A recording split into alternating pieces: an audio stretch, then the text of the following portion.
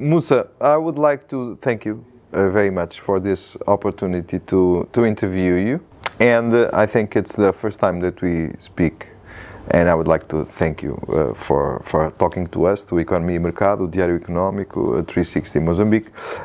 This interview comes in a moment where you are getting to the 5 years of operation in Mozambique, and that's why we are here. And that's where I would like to start our interview, for you to tell us a little bit of the story of this 5 years, and where do you start, and actually, and the most important, where you are now as a company. Thank you for the opportunity, and then thank you for the interest. Indeed, we just celebrate beginning of this year 5 years of operation in Mozambique as a Vivo Energy. A bit of story just to to give you perspective. We took here in March 2019 engine businesses. We bought it. It was part of the package Vivo bought from engine, 8 countries. Then when we bought the operation here, it was a small business which was not in line with the Vivo Energy vision, because our vision is to become the leading and the most respected energy business in Africa. So the reason why the group had interest for that business in Mozambique, because of the country. Mozambique is a very strategic country in this part of Africa.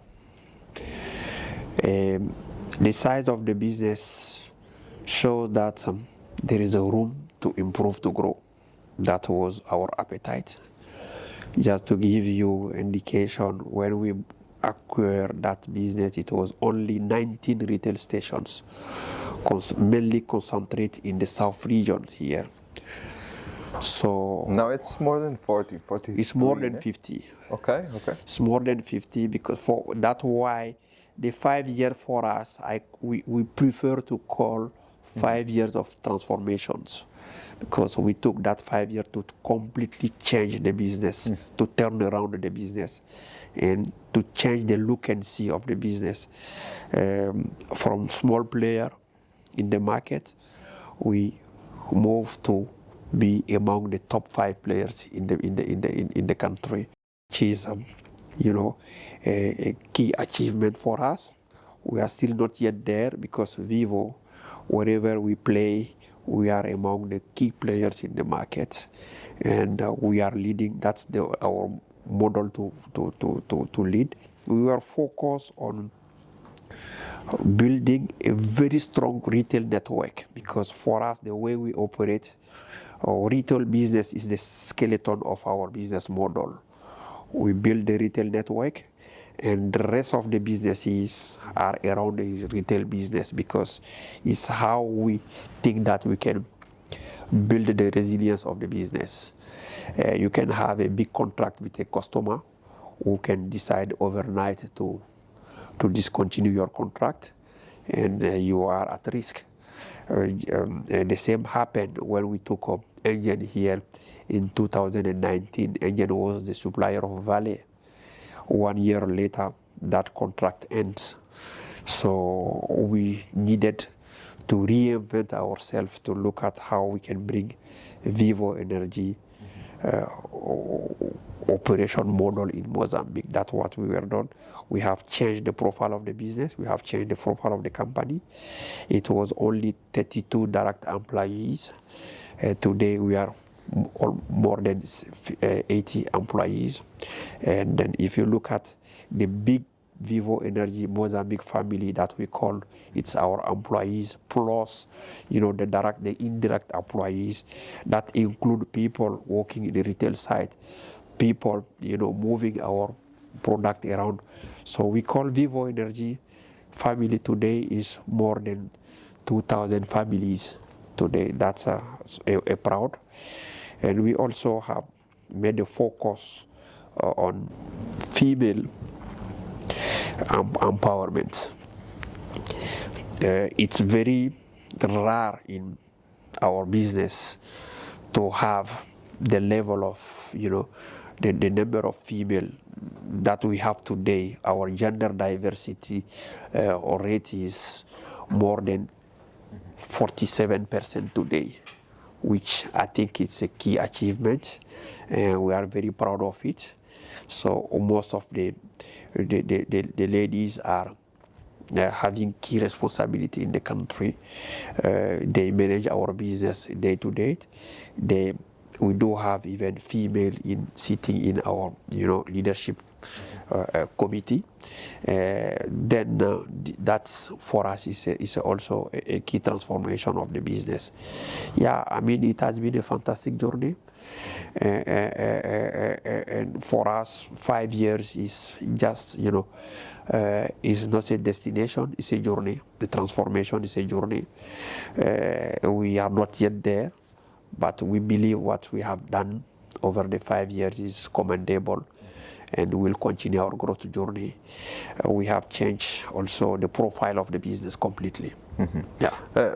A question, you were saying that you were not there. What's that there that you were speaking of? Because if I say we are not yet there, because we think that we still have room to go. We still have room to go. We are looking for a lot of opportunities.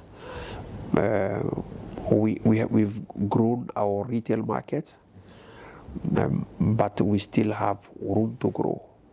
If you look at the potential of the country, as I said at the beginning, Mozambique for us is a hub for the region, and then we want us to also build on that, strategic position of the country to also position our business. I would like to talk a little bit about your areas of your business. No?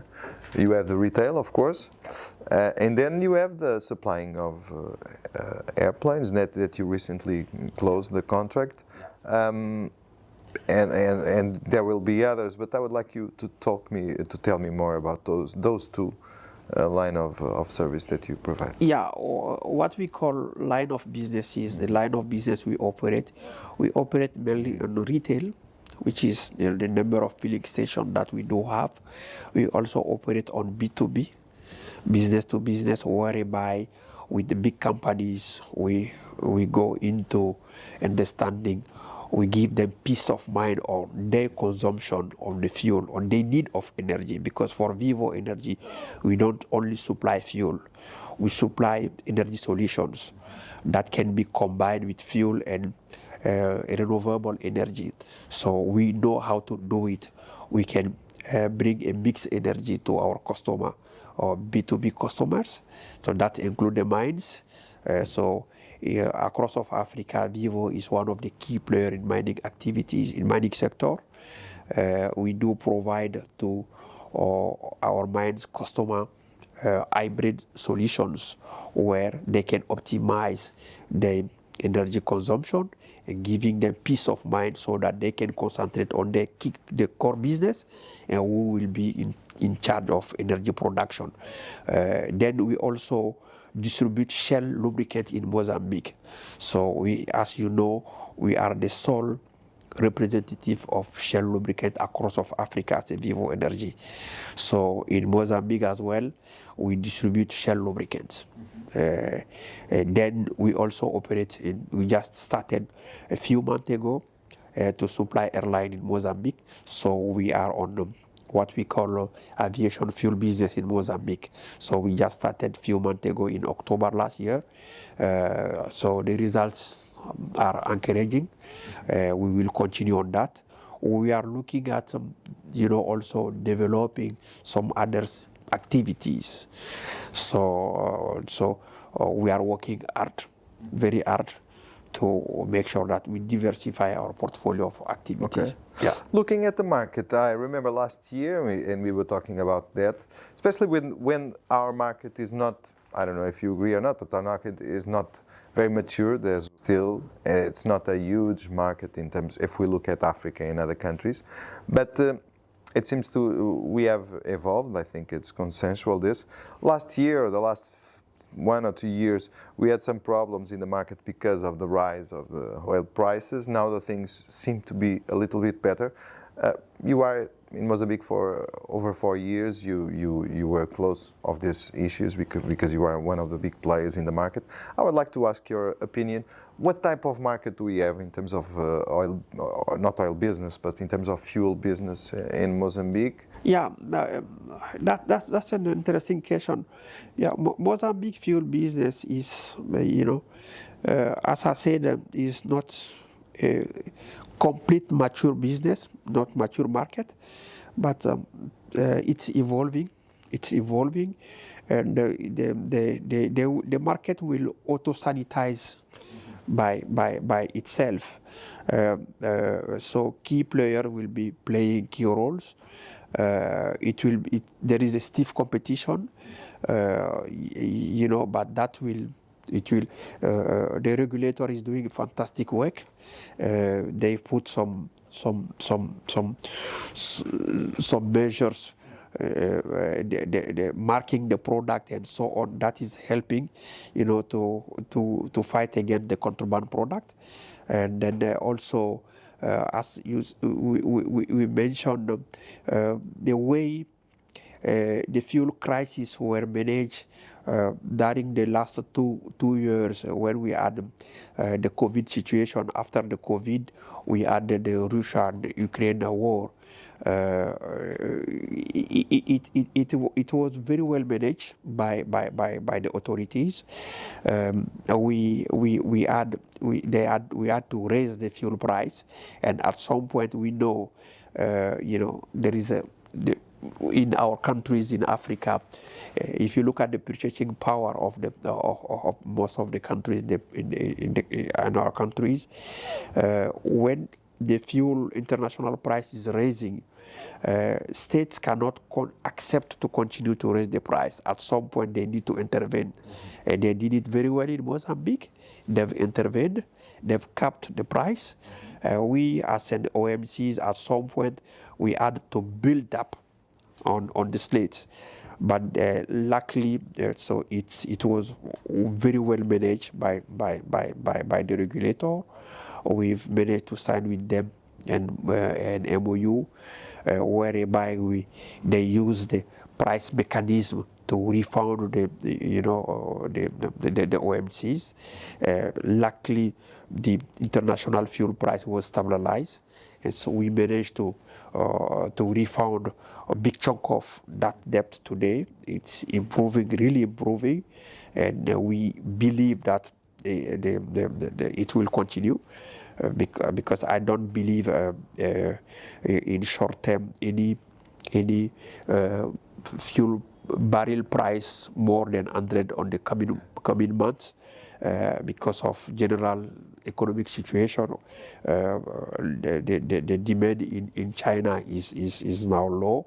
The issue with the Red Sea and the issue with the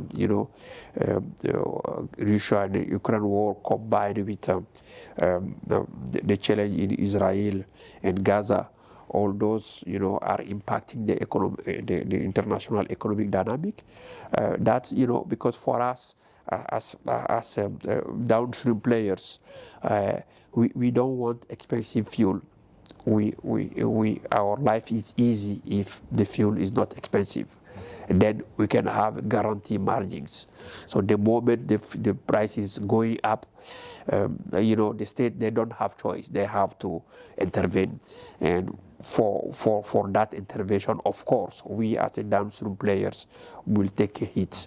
So we pledge, and then we for cheap fuel price.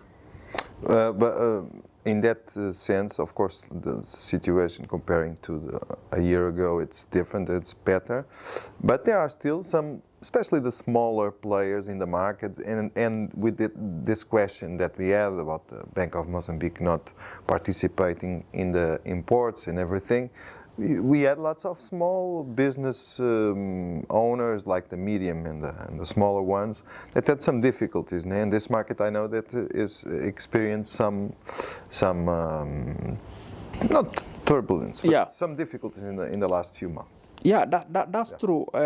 No, there is a general situation nowadays that we all are living in is the challenge on forex availability is not impacting only small players. It's impacting the whole industry. It's impacting the whole industry, and then because yeah, we are having some challenges to raise enough forex to pay the suppliers. For now, with the commercial banks we are managing, and then it's not easy at all. But we believe that the case of Mozambique is slightly different from the case of neighboring countries, because the central bank has a strong reserve. At some point, I'm sure they will be forced to intervene. For now, we are managing with the commercial banks. It's not easy, but I'm not too much worried about the case of Mozambique, which is completely different from other countries, where in some countries not only commercial bank but even the central bank were running out of reserve. But in case of Mozambique, what we saw on the reports, the level of FX reserve that central bank has in Mozambique, that gives sort of confidence that situation will normalize. Okay. Saying I think they have like 4 billion in reserves or something. Yes, exactly. Yeah. Like 4 months. So where in Kenya or in Tanzania, the central bank was running out of reserve. In Mozambique, they are sitting on 4 billions. Yeah. And how do you think the final question about the market? It's a question I ask for several companies, because, for example, in Portugal and lots of countries, this market is liberalized. So the companies, and it's a matter that sometimes I see discussed here. You have lots of different models to do business, depending on several countries, the markets, the products that we are speaking of, but you have markets in Africa where you operate, probably, where the market is liberalized. Completely. In Mozambique, it's not. Yeah. It's a different model. What's your opinion about that? I mean, there is a pro and con for every situation. Okay. So we do play in an environment where the market is completely liberalized. In some markets, they are semi-liberalized, but in Mozambique, it's fully regulated, because the supply is regulated and the pricing is regulated in Mozambique. In some countries, what is regulated is the pricing, the fuel pricing, but the supply is completely liberalized. But in case of Mozambique, it's a choice. It's a choice that the regulator has. They have a choice, but it's also depend on the maturity level of the economy, and also the purchasing power, and to what extent they want to control. Because as I said, there is a pro and con. It can have an impact, on the pricing. Fuel is in the starting point of most of the goods. The moment you don't control the fuel price, if anything happens, you will be losing control on the economy. Yeah. And it has that effect to inject inflation into your economy. So that's what they want to control. But at some point, they will get their comfort. I think it depends on, it will come. It will come because, it's some of the exigence coming also from IMF, pushing, this. But I'm sure, I believe that the country has fantastic people that they understand the economy. They will take the right decision at the right moment.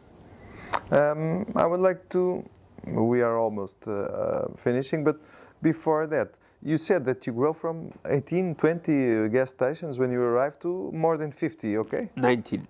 19? From 19, when we moved from 19 when we took engine business, yes. And today we are more than 50, and we are nationwide players. Everywhere. And you had like COVID during this period and everything. Yes. So what's the plan over there? And in a different way, because the gas, the fuel market, I think it grows a little bit with the economy, no? So I would like to ask you your expectation for the next few years. Of course, this year is a little bit different from usual, probably the next one. But if economy grows very well, of course your business will grow as well. Yeah. And the opposite too, no? Yeah, sure. Yeah, so someone can ask himself what is the vision or the plan for Vivo, growing whilst the economy is not okay, because we are here for long term. It's a long term run. It's not a short term view. So we do we build for the future. We don't build for today. So we project ourselves. And Mozambique, the future is the future for this region of Africa. We all see.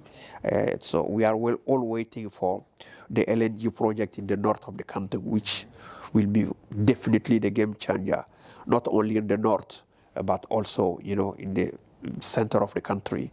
The Mozambique is full of opportunities. If you look at each region as something.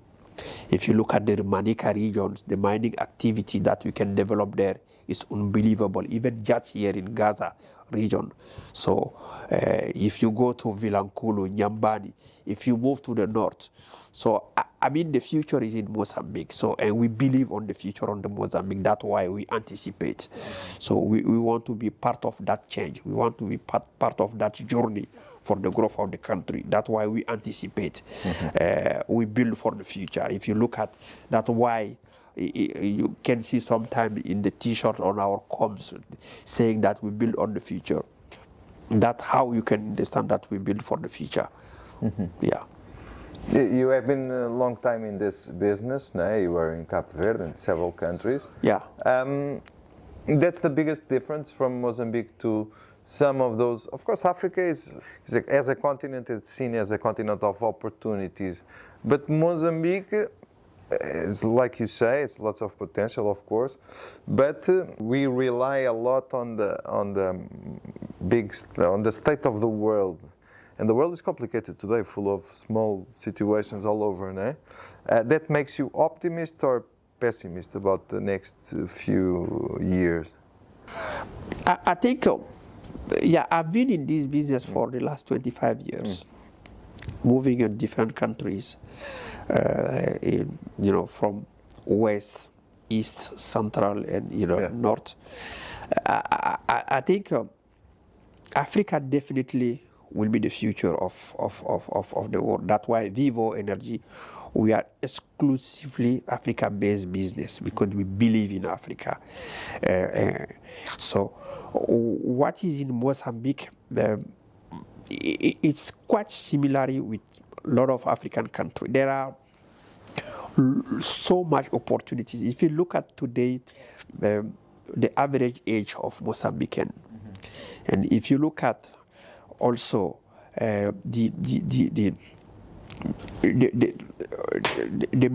medium income people, how is increasing, the growing,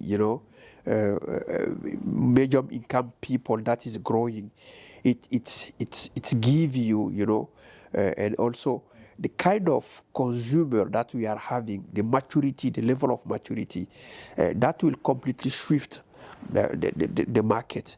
So the need of the customer is changing. So the young generation in Mozambique and having, more than, let's say, more than 60% of the population is below 20 years old. So that's a future. That's an up. If you look at that, combined with the rare resources that are coming, that we see growing, that potential is the hope for those countries. And Mozambique definitely will be, I think, one of those fast-growing countries. One last question. Last time I was in Europe, like 2 months ago, I never seen so many Teslas and so many electric cars. It's obviously a reality that we don't have in Africa, Yeah. most of the countries. Yeah. But it will come here. How do you see this, the EV market? Of course, in a long way distance from getting actually a reality in our continent, but it will come the day. How are you preparing for that? And how do you see all of this actually? Yeah, no, it's a good question. Not even in Europe, just next door. If you go to South Africa, you can see a lot of electrical cars. True. So of course, as I said, it's all we are monitoring and the market, and we, as I told you, we are part of Vitol Group, and Vitol is very active. Has a different we have sister companies that are very active on constructing the electrical buses and also electrical cars. So we are more than ready. In some of the countries where we play, we took step ready. To start, putting into our retail stations, those charging points and so on. That will be the future of the business. If you look at how we design our retail filling stations, if you look at our vision, we never said that we will be the leading and the most respected fuel business. We say energy business. So it's how we anticipate that the need of the energy will always be there, but what type of energy, that will be the change. So we are ready. We do have key resources within the group. We are anticipating and to also bring those solutions where they are needed to be bring. But for the fuel will remain the king for the next 15-20 years in Africa. And if I come to speak with you 5 years from now, where are you going to be in terms of business? 5 years from now, yeah. Then we will be doubling the size of our business. So on the top 3 at that time, already? Sure. Top 3, top 2? Top 3, top 2. Okay, nice. Thank you so much. Appreciate it. Thank you.